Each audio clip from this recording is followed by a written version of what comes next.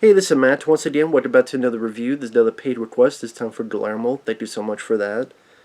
For those interested in requesting pretty much any type of videos or reactions or commentaries, topics, randomness, out of the blueness, reviews, re-reviews, whatever it may be, feel free to send it either directly to my PayPal or join my Patreon. Both links are down below in the info box. And this is for a film called Officer Downe, which, you know what? This should be the kind of film I like, because it's trying to be in the same hyperbolic insanity of the prank films. In fact, one of them, one of the directors, I think it's Neveldine. Is it Neveldine or Taylor? I think it's Neveldine. He produced this. Now the director, if you know the band Slipknot, and one of the people in it, Clown, he directed this. So, someone from Slipknot directed this, and it's produced by one of the directors of Crank. And it did try to be that very shaky cam, but insanity, weird ideas, B-movie. Tim Coates is the star of a cop who's undead, and when he gets shot down, he get resurrected. So it's almost like a take off a dead heat. And you have criminals. You have gun-toting nuns. You have this criminal empire called the Fortune 500, which are people in animal masks. I don't know if they're supposed to be half animal or they're just wearing an animal mask. I'll get to that in a minute. And just, a lot of gore. There's an orgasm counter at one point. This movie, though, it's a try-hard movie. It very much wants to be Crank, but it's not. It's like an ugly stepchild of Crank and Crank 2. I kind of sat here and wondered, well, why does Crank 1 and 2 work? Because they have the very, this, but at the same time, I could handle it in those movies. And maybe it's because the directors handle those action scenes better, even with that style. Maybe because the way the plots are, the video game heavy feel to it.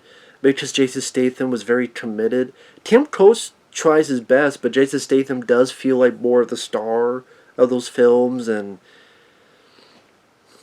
even though there's craziness, insanity, it still felt like there was a progression, as slim as it was, of a story. Crank, I'm dying. I want revenge on these guys before I die. Crank 2, I want my heart back. It seems like there's a direction. Here, the way it ends is the way it begins. It felt like it didn't know where to go. And it just felt trying too hard to be a cult film. And a cult film happens on its own. So many times people try to make a cult film, it just doesn't work out the best. And Tim Coates, this is a guy who usually is in supporting roles. It was cool to see him as a lead. Okay, if you've seen The Last Boy Scout with Bruce Willis, you know the guy that's talking shit to Bruce, and he's punching him, and Bruce says, "You touch me again, I'll kill you." So the guy does it again, and Bruce Willis does like, boom! Boom, right into the guy's head, right into his brain. You killed him. I told you. That's Tim Coates. He's also one of the guys who robs Will Smith and Martin Lawrence at the beginning of Bad Boys. My dad told me, but I suck, so I need your car. That's Tim Coates as well. I did the first Bad Boys. He's at the beginning. He's one of the two guys trying to rob Will Smith and Martin Lawrence. He does fine, but at times, you don't really know much about his backstory. A reason why I say RoboCop works is because of the satire, the direction by Paul Verhoeven, the supporting cast of Kurtwood Smith and Ronnie Cox and Nancy Allen and Miguel Ferrer, the musical score. It's funny, someone mentioned what I felt about Slipknot. I got confused with another band, and this is during a stream. I got confused with another band. When I actually looked it up and listened, I'm not really big into Slipknot music. Again, I don't know how I got them confused. I got them confused with another band. And I'm like, I'm not really a big fan of that music, so the soundtrack didn't really grab me. If you're a hardcore Slipknot fan, maybe this would be more for you.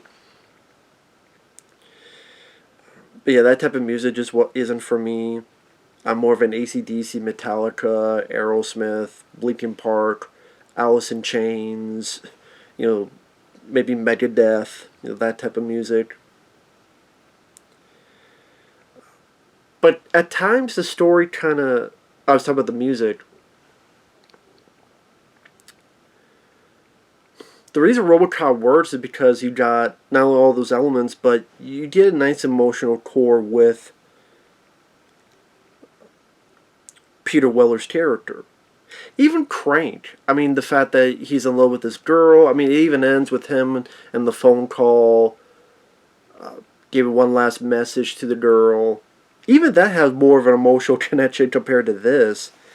Like, Tim Coates, you really don't, other than a few newspaper clippings, you don't really know much about him. And then the movie would focus to this rookie cop. Why we need a rookie cop who's part of this program to watch over Officer Downe, who goes to this resurrection machine.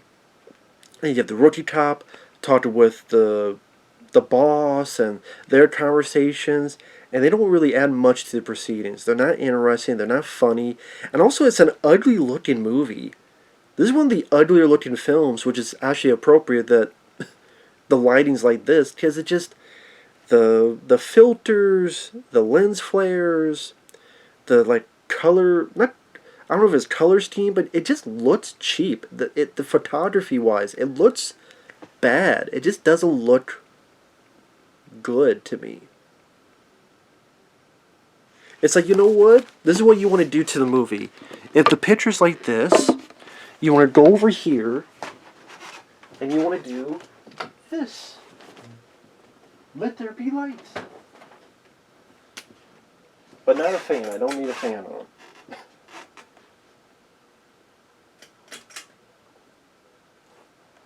That's what you want to do. That's what you want to do. There you go. You want to do that to the movie. You want to do that to them. It's like, yeah, wow, looks better, doesn't it? I wish the movie could do that.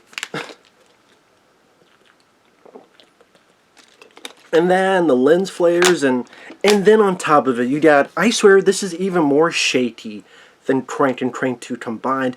It's even more this, and edited in such a schizophrenic way. I mean, if you thought Crank and Crank 2 was a lot, this is like they doubled down on it. So the filters and the lens flares, it was just an ugly looking movie. At least to me. And the action scenes, Tim Coates looks the part with the officer outfit. He has a weird gun, because it's a gun that looks like one chamber, but on the outside it has like two. I don't know how the hell that gun works. You can explain that to me. But you know, there's blood splats. There's a few times he blows people's heads up and the faces. You know, those moments are, yeah, you know, cool. But, and it's trying to be very, what I mean is trying to be a cult film. The first 10 minutes, the officer's going down on a lady, and there's an orgasm counter. This is how many orgasms she's had. 1, 2, 3, 4. When the text comes up of where we are at, it says motherfucking LA. When the bad guys, the Fortune 500, which never meet the hero, by the way. The hero never meets the criminal empire that they set up in the film. Where it's like these three people, I don't know if they were evil furries in their fursuits, or if they're supposed to be half man, half animal. Because you never see them take the mask off. They have a mask on, they have like a suit on. They have a human wearing a purple outfit with a ball gag, and then he'll take the ball gag out bald dad out to talk to these three. One's a... What the fuck? One was a bird, one was a white tiger, and one was a wolf or something. And the masks are not they don't articulate. So I'm guessing it is supposed to be just people wearing a mask, because it looks like people wearing a mask, and the mouth and such don't articulate. But why are they wearing this? Why are they wearing these suits? Just because. And again, our hero never battles these three villains. Why are they even in the movie? If there's ever a point where these... You don't know anything about those villains, and the good guy never meets them. Instead, they hire Zen Master Flash, which the joke is he talks in subtitles. Then when he says, enough of these fucking subtitles, he talks in a dubbed voice, and he's a ninja who can teleport.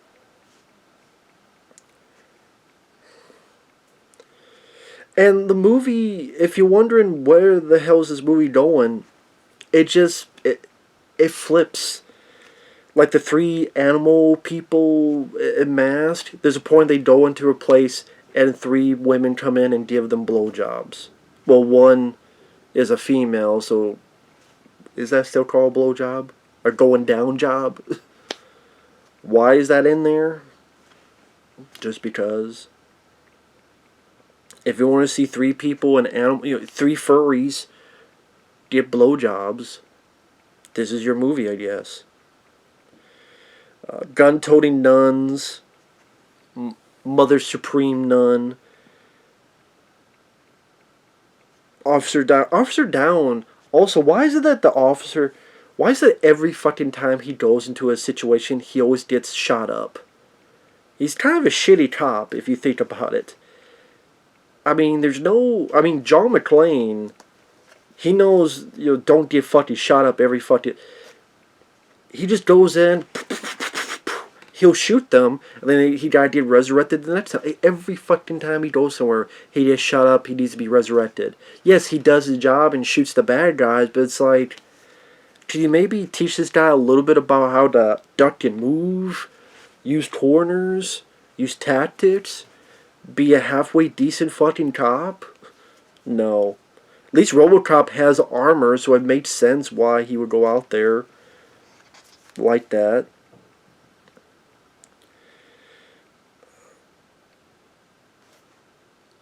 And yeah, gun-toting evil nuns, Officer Downe shoots a bunch of them.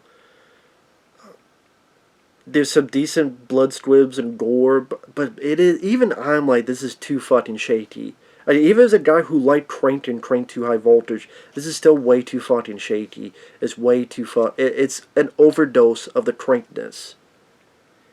And again, Crank worked for a variety of ways, and maybe if Neveldine and Taylor directed this and not the guy who's with the band Slipknot, maybe if the film didn't look so cheap and filtered and lens flared, maybe if you cared about the rookie, which the movie keeps cutting to him and this cop they're talking about, like, why are we not following Officer Downe the whole time? Why are we not with him the whole way? Why are we not... he didn't even... RoboCop will shift to, like, Miguel Ferrer and them, but RoboCop, they stayed with him quite a bit. The point he has an actual character. Even in a kick-ass action film. It's not the case here. And the dialogue sucks too. Like when the rookie comes in to help Officer Downe, and then they take these nuns out, or at least the rookie arrests the Mother Supreme Nun, and the higher upper echelon is chewing out the rookie, and they say something like, "You should have listened, but you pissed yourself." I'm like, did he really piss himself? No, it's just a expression they have. Or later on, Tim Coates saying, "This is a badge. I use this to do that. And being, stopping people like you just by dick hard. I don't need to know your preference. I don't need to know your sex encounters." Even like there's a scene with the rookie is talking with other cops at a bar, and the director he just said, you know what? Let's make some of these shots blurry. Hey, they're in a bar, and some of them are getting drunk. So let's make the entire fucking film blurry in certain shots.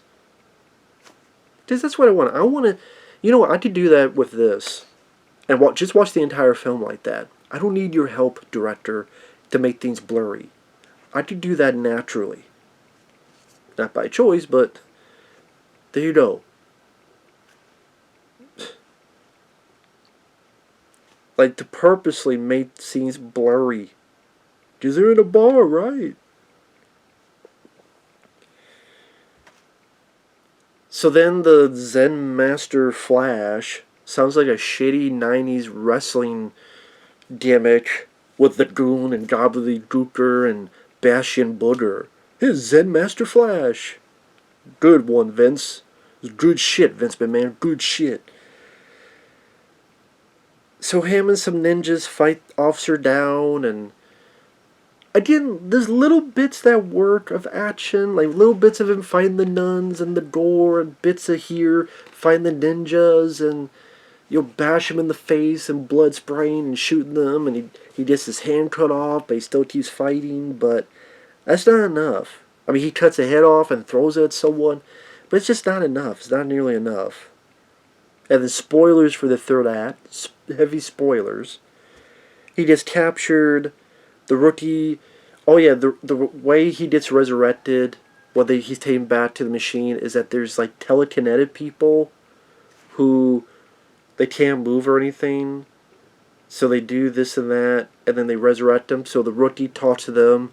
You can find them, right? And you can help them, right?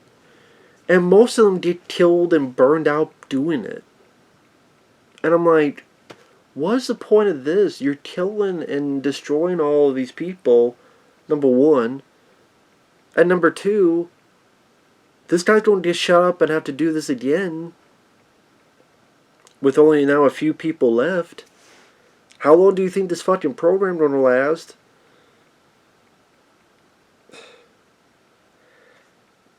You know what? I don't even give a shit about discussing any of that. Movie ain't worth it. Instead, you get this epileptic light. If you have epilepsy, you gotta be careful in this finale. Because when he's being charged up by the telekinetic people, there's this light that goes. If you will have an epileptic seizure, if you have epilepsy. So beware. Take care. No, just be careful. And the finale is shitty. Like the action scene with the nuns and the action scene with the ninjas, they were better action scenes than this. He gets up, he beats people up, but you literally, it's like this. You cannot see. You cannot see what happened. Literally cannot see. Then he's ready to take on some more bad guys, and it cuts away to the rookie and the officials. Then he fights the teleporting ninja, but it's not much. They're in a stairway, and it's not much room. And then one tries to punch, the other grabs it. Then Officer Downe takes the goggles off, and then you have some eyes hanging from the ninja's face. Ah! Then Kim Coates kicks the guy out a window. Just a really shitty, lame, ugly filters, ugly coloring. Ugly. And then it ends like it begins. You know, the cop gets resurrected. He's off doing his work again. The Fortune 500, they're not stopped. They're not found. There's no